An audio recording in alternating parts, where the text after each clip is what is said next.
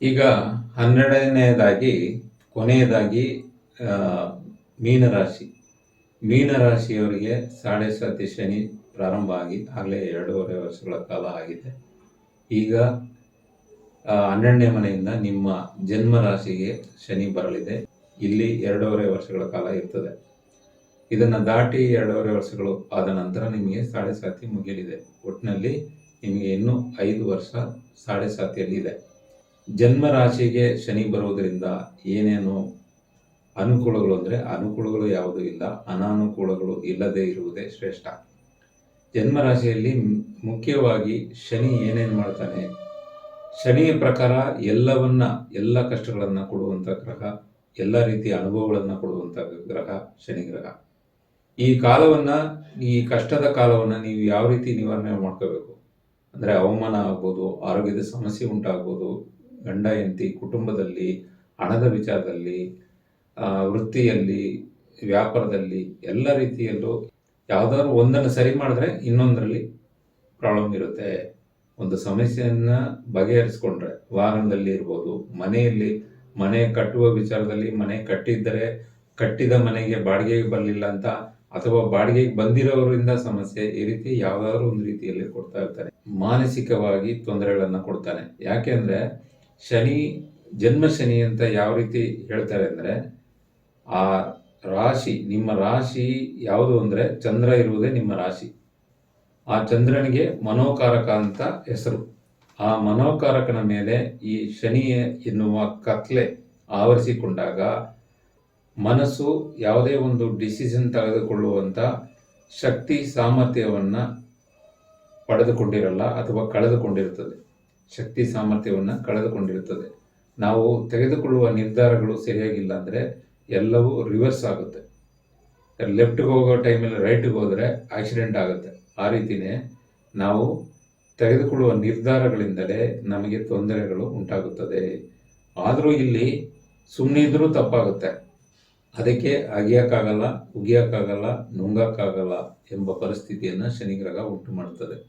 ಅಂದರೆ ಯಾವುದೇ ನಿರ್ಧಾರಗಳನ್ನು ತೆಗೆದುಕೊಂಡ್ರೂ ತಪ್ಪಾಗುತ್ತೆ, ತೆಗೆದುಕೊಂಡಿಲ್ಲ ಅಂದರೂ ತಪ್ಪಾಗುತ್ತೆ, ಸುಮ್ಮನಿದ್ರೂ ತಪ್ಪಾಗುತ್ತೆ. ಈ ರೀತಿಯ ಒಂದು ಪರಿಸ್ಥಿತಿ. ಇದನ್ನು ಯಾವ ರೀತಿ ಸರಿ ಮಾಡ್ಕೋಬೇಕು, ಯಾವ ರೀತಿ ಕಡಿಮೆ ಮಾಡ್ಕೋಬೇಕು ಅನ್ನೋ ವಿಚಾರವನ್ನು ಆಲೋಚನೆ ಮಾಡಬೇಕು. ಇದಕ್ಕೆ ದೈವ ಆರಾಧನೆ, ದಾನ ಧರ್ಮಗಳು ಬಹಳ ಶ್ರೇಷ್ಠ. ಮತ್ತು ಶನಿ ಏನು ಮಾಡ್ತಾನೆ ಅಂದರೆ ನಮಗೆ ಜೀವನದ ಪಾಠವನ್ನು ಕಲಿಸಿಕೊಟ್ಟು ಹೋಗ್ತಾನೆ. ಅದಕ್ಕೆ ನಾವೇನು ಮಾಡಬೇಕು ಅಂದರೆ ನಾವೇ ಯಾವುದಾದ್ರೂ ಒಂದು ಸಬ್ಜೆಕ್ಟನ್ನು ತಗೊಂಡು ಕಲಿಯೋದು ಬಹಳ ಉತ್ತಮ. ಯಾವುದಾದ್ರೂ ಒಂದು ಸಬ್ಜೆಕ್ಟನ್ನು, ಒಂದು ಡ್ರಾಯಿಂಗ್ ಇರ್ಬೋದು, ಅಸ್ಟ್ರಾಲಜಿ ಇರ್ಬೋದು, ಅಥವಾ ಒಂದು ಲ್ಯಾಂಗ್ವೇಜ್ ಇರ್ಬೋದು, ಯಾವುದನ್ನಾದರೂ ಕಲಿಯೋದ್ರಿಂದ ನಮ್ಮ ಸಮಯವನ್ನು ಅದರಲ್ಲಿ, ನಮ್ಮ ಗಮನವನ್ನು ಅದರಲ್ಲಿ ಕೊಡೋದ್ರಿಂದ ಯಾವುದಾದ್ರೂ ಒಂದು ಕಲಿಸುವುದೇ ಶನಿಯ ಕೆಲಸ. ಅವನು ಕೆಲಸ ಕೊಡೋದಕ್ಕಿಂತ ಅವನು ಏಟು ಕೊಟ್ಟು, ಪೆಟ್ಟು ಕೊಟ್ಟು, ಕಷ್ಟಗಳನ್ನು ಕೊಟ್ಟು, ತೊಂದರೆಗಳನ್ನು ಕೊಟ್ಟು ಕಲಿಸಿಕೊಟ್ಟು ಪಾಠಗಳಿಗಿಂತ ನಾವೇ ಸ್ವಂತವಾಗಿ, ನಾವೇ ಸಂತೋಷವಾಗಿ, ನಾವೇ ಖುಷಿಯಾಗಿ ಯಾವುದಾದ್ರೂ ಒಂದು ಪಾಠವನ್ನು ಕಲಿಯೋದು ಅದೇ ಬೆಸ್ಟು. ಆ ಪಾಠಗಳು ನಮಗೆ ಜೀವನ ಪರ್ಯಂತ ನಮಗೆ ಸಪೋರ್ಟ್ ಆಗಿರುತ್ತೆ. ಯಾವುದಾದ್ರೂ ಒಂದು ರೀತಿಯಲ್ಲಿ ಅದರ ಬೆನಿಫಿಟನ್ನು ನಾವು ಅನುಭವಿಸ್ತೀವಿ. ಯಾವ ರೀತಿ ಅಂದರೆ ಶನಿ ಕೊಟ್ಟರೆ 7 ಜನ್ಮಕ್ಕೂ ಇರುತ್ತಂತೆ. ಶನಿ ಕೊಡೋದು ಒಳ್ಳೆಯದಾದರೂ ಸರಿ, ಕೆಟ್ಟದ್ದಾದರೂ ಸರಿ, 7 ಜನ್ಮಕ್ಕೂ ಇರುತ್ತೆ. ಆ ಲೆಕ್ಕಾಚಾರದಲ್ಲಿ ಶನಿ ಕಷ್ಟವನ್ನು ಕೊಡುವ ಸಂದರ್ಭದಲ್ಲಿ ನಾವು ಯಾವುದಾದ್ರೂ ಒಂದು ವಿದ್ಯೆಯನ್ನು ಕಲ್ತ್ಕೊಂಡ್ರೆ ಅದರಿಂದ ನಮಗೆ ಜೀವನದಲ್ಲಿ ಯಾವುದಾದ್ರೂ ಒಂದು ಹೆಸರು, ಕೀರ್ತಿ ಅಥವಾ ಹಣ ಕೂಡ ಬರುವ ಸಾಧ್ಯತೆ ಹೆಚ್ಚಾಗಿರ್ತದೆ. ಸೊ ಇದನ್ನು ಸರಿಯಾದ ರೀತಿಯಲ್ಲಿ ಉಪಯೋಗಿಸ್ಕೊಂಡ್ರೆ ಈ ಸಮಯವನ್ನು ನಾವು ನಮ್ಮ ಮುಂದಿನ ದಿನಗಳಿಗೆ ಏಳಿಗೆಗಾಗಿ ಬಳಸಿಕೊಳ್ಳಬಹುದು. ಅದೇ ರೀತಿ ಈ ಸಂದರ್ಭದಲ್ಲಿ ಎಲ್ಲರ ಜೊತೆ ಎಚ್ಚರಿಕೆಯಿಂದ ಇರಬೇಕು. ನೆಂಟರಿಗೂ, ಫ್ರೆಂಡ್ಸ್ಗಳು ಆದಷ್ಟು ಸಾಲ ಮಾಡೋಕ್ಕೆ ಹೋಗಬಾರ್ದು. ಸಾಲ ತಗೊಂಡ್ರು ಬೇಗನೆ ಕೊಟ್ಬಿಡ್ಬೇಕು, ನಿಷ್ಠೂರ ಮಾಡ್ಕೋಬಾರ್ದು. ನಾವು ಮಾಡ್ಕೊಂಡಿಲ್ಲ ಅಂದರೂ ಅದು ತಾನಾಗಿ ಆ ಸಂದರ್ಭಗಳು ಒದಗಿ ಬರುತ್ತದೆ. ಯಾರ ಮೇಲೂ ಕಂಪ್ಲೇಂಟ್ ಹೇಳಬಾರದು. ಎಲ್ಲ ಸಮಸ್ಯೆಗಳಿಗೂ ನಿಮ್ಮ ಸಮಯ ಸರಿಯಿಲ್ಲ ಎಂಬ ವಿಚಾರವನ್ನು ನೀವು ಚೆನ್ನಾಗಿ ಅರ್ಥಕೋಬೇಕು. ಅದೇ ರೀತಿ ಶನಿ ಮಹಾತ್ಮನ ದೇವಸ್ಥಾನಕ್ಕೆ ಹೋಗ್ಬೋದು, ಆಂಜನೇಯನ ಟೆಂಪಲ್ಗೆ ಹೋಗೋದು ಬಹಳ ಉತ್ತಮ.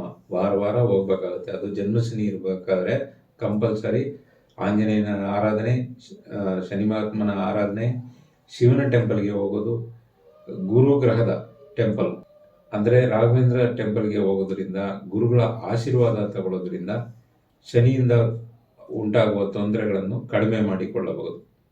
ನೀವಿನ್ನೂ ನಮ್ಮ ಚಾನಲ್ಗೆ ಸಬ್ಸ್ಕ್ರೈಬರ್ ಆಗಿಲ್ಲ ಅಂದರೆ ಈ ಕೂಡಲೇ ಸಬ್ಸ್ಕ್ರೈಬ್ ಆಗಿ, ಲೈಕ್ ಮಾಡಿ, ಕಮೆಂಟ್ ಮಾಡಿ, ಶೇರ್ ಮಾಡಿ. ಮತ್ತು ನಮ್ಮ ಪುಸ್ತಕಗಳು 4 ಪುಸ್ತಕಗಳು ಇದೆ. ನೀವು ಜ್ಯೋತಿಷ್ಯರೇ ಭಾಗ 1, ಭಾಗ 2 ಮತ್ತು ನ್ಯೂಮರಾಲಜಿ ಬುಕ್ ಒಂದಿದೆ, ನೀವು ಸಂಖ್ಯಾಶಾಸ್ತ್ರಜ್ಞರೇ ಅಂತ. ಈಗ ಹೊಸದಾಗಿ ಕವಡೆಗಳು ಮಾತನಾಡುತ್ತವೆ ಎಂಬ ಪುಸ್ತಕವು ಕೂಡ ಇದೆ. ಇದಲ್ಲದೆ ಜ್ಯೋತಿಷ್ಯ ಶಾಸ್ತ್ರದ ಬೇಸಿಕ್ಕು, ಹೈಯರು, ಅಡ್ವಾನ್ಸು, ನಕ್ಷತ್ರ ಮತ್ತು ಪರಿಹಾರ ಕ್ಲಾಸ್ ಇದೆ. ದೇವಿ ಉಪಾಸನೆ, ಯಂತ್ರ ಮಂತ್ರ, ಇದು ನೇರ ಕಾರ್ಯಾಗಾರಗಳು. ಬುಕ್ ಮಾಡಿಕೊಂಡ್ರೆ ನಿಮಗೆ ಅನುಕೂಲವಾದ ಸಮಯದಲ್ಲಿ ಮಾಡಿಕೊಡಲಾಗುತ್ತದೆ. ಎಲ್ಲರಿಗೂ ಭಗವತಿ ಅನುಗ್ರಹಿಸಲಿ. ನಮಸ್ಕಾರ.